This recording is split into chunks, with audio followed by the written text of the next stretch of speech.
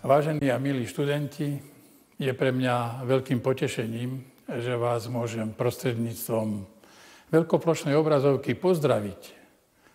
Súčasne by som rád pozval všetkých prítomných českých účastníkov a organizátorov súťaže na návštevu našej krásnej krajiny.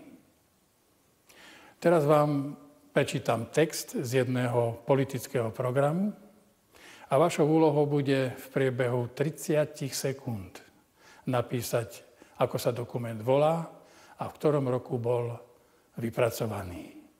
Želám vám úspech v tejto mimoriadne zaujímavej a náročnej dejepisnej súťaži študentov gymnázií. Ten text znie: Bod 1. Samostatnosť zemí českých a Slovenska.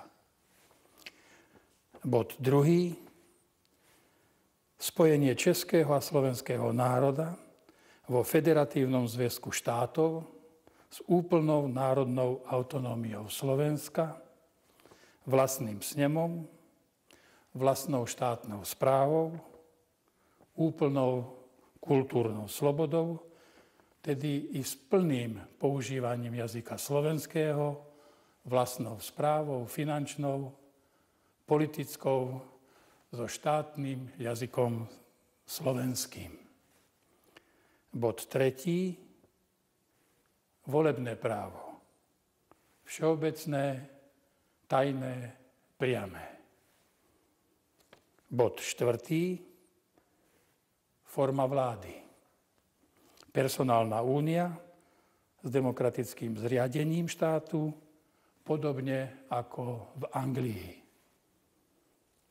Bod 5. Tieto body tvoria základ predbežnej obapolnej dohody a môžu byť doplnené, poťažne rozšírené, len na základe dorozumenia sa oboch stránok.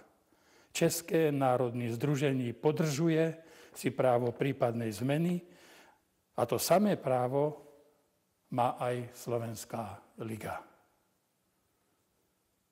K vašim úspešným odpovediam vám držím palce.